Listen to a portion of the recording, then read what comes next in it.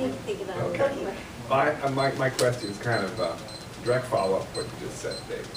And that it's really a simple question. Is a life without barking worth living?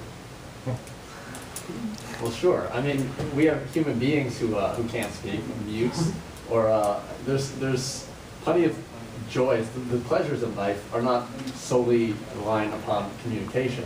So we think that to get rid of a life just because it couldn't speak, we think, I mean, to simply answer the question, yes, a life without communication is certainly livable.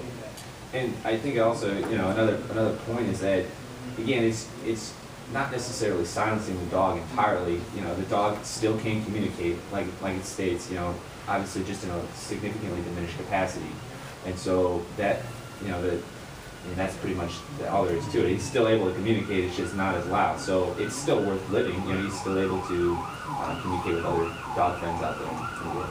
And even if it did entirely eliminate the capacity to speak, the dog would still be able to play in the park with his owner, still be able to fetch the ball, do all the things dogs love to do. So a life without communication is still a life. Right. Yeah. Kind of on a sliding scale between humans and pets. And humans tend to be a little bit conceited about their pets. So if I am allowed to take my dog, and I happen to have a 150-pound beast, at my discretion to a veterinarian and ask for that dog to be euthanized, why can't I just, because I feel like it, take it down and have it debarked? Well, legally you can, but morally you can't. And it would also be morally wrong to have your dog euthanized just because you feel like it. You know, usually when we see dogs being euthanized, it's because they've been hit by a car and are severely injured to the point where recovery is not really possible. And you wouldn't be able to live that full life chasing cats and tennis balls around the park. But so I think the question is, and perhaps it's a little bit of a trap here, but the question itself is kind of faulty because euthanizing a dog for purely pleasure purposes is an unethical action. Once again, it gets back to the quality of life of the dog, and we feel it would be moral to euthanize the dog in the case where the dog's quality of life, I mean, in some cases, would actually be better when they're euthanized, when they'd be actually going through pain if they're living every day of their life. And so we'd see a situation very similar to that in debarking, where the only instance where debarking would be okay is when the quality of the life of the dog would be significantly worse if they weren't debarked. Okay. I guess this is more of a clarification question, maybe a thing to think about. Just personal experience here. I took my cat when it was a kitten to get declawed. I had to find 2 vets. I had to go to 2 vets before I found one who would do it. I thought it was necessity. I like my furniture. But as far as vet responsibility, is it more of a responsibility for that veterinarian to say, no, I'm not going to debark your dog, when the only other option, let's say in his case, maybe the only other option is euthanasia? Would it be fair to the dog? I mean, gray is good for the pet. Would that be fair?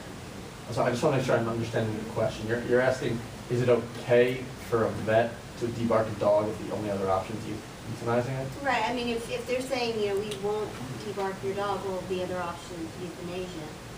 Let's say they go for that. Would that be fair? It's okay for him to refuse debarking. I would say that it wouldn't be okay in that situation. I think really what we're focusing on right here is the role of the veterinarian.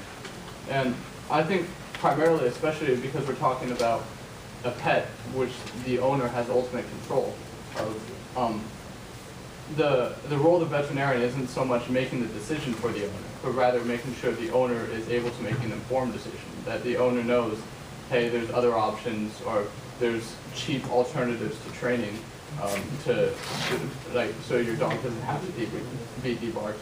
But ultimately, because the owner's in charge of the pet, and I think the veterinarian's ethically obligated to debark the dog if the owner wishes that to happen. So let me clarify. So if the owner can't afford training, they can't afford other alternatives, the only alternative is euthanasia, you would say that yes, the veterinarian has the right to debark the dog. I would say so, yes.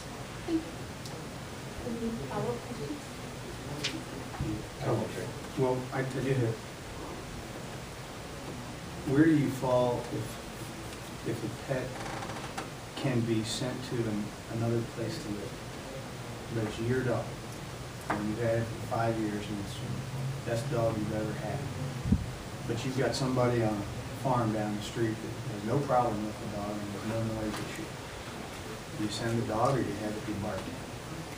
Well, we would hope that the owner in these situations would send the dog, because to have it debarked would be a selfish and unethical action. It's about the quality of life here for the dog too. So if sure, the dog, like owners, would get attached to the other party. As much as the owner loves the dog loves the owner.